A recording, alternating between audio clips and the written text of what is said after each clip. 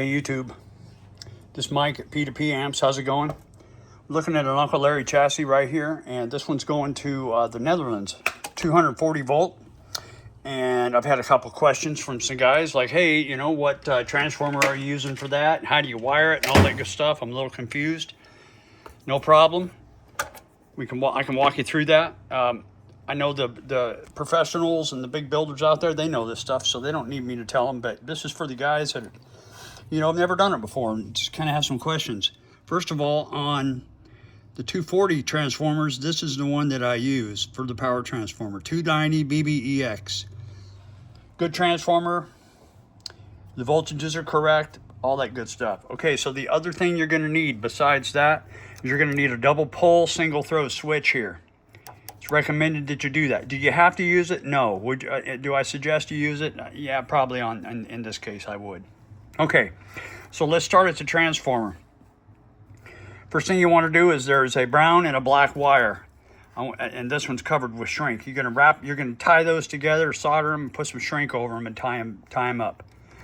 Also, in my amps, I use a couple of 100 ohm resistors to ground off of the pilot for my artificial center tap. You don't have to do that. There would be a green, yellow stripe wire if you wanted to run that to ground out of this. Kind of your call on that. Okay, so the mains. On the transformer, you're going to have a blue and a white wire. The white wire is neutral and the blue is hot, okay? Now, I don't have the power cord on this amp yet because I'm waiting for it to show up. But on the bottom of this switch, if you put this on, these two will have continuity and these two will have continuity, but not crosswise. So off it breaks the connection. So we're going to hook our neutral down here and our hot on the other side of the power transformer. Now, when you have your mains and your cable is coming in, you're going to want to ground it to the side of the chassis. At least that's the way I do it. I never use transformer bolts. Those things loosen up. Put it here, put some Loctite on there, make it good and tight. It won't ever come loose on you. Take the hot wire out of your mains coming in and go right here to the tip of your fuse. And then from the other side of the fuse, come on over to the hot side.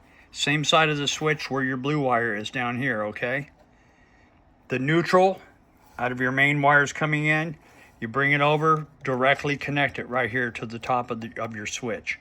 Remember, on the same side is where the neutral's connected. That's the whole thing, guys. The important part is, to get 240 volt out of this, you have to tie the brown and black wire together. Now, if you want 220, 230, there's different combinations you can do with these two wires here, and that will show you this on the transformer. I wire them for 240.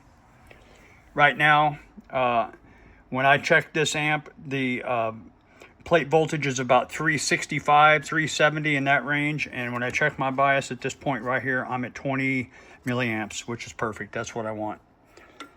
These JJ 5Y3s are pretty darn accurate on the voltages for your rectifier. So there you have it.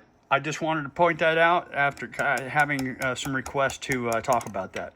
I hope it helps. If you have any questions, hit me up.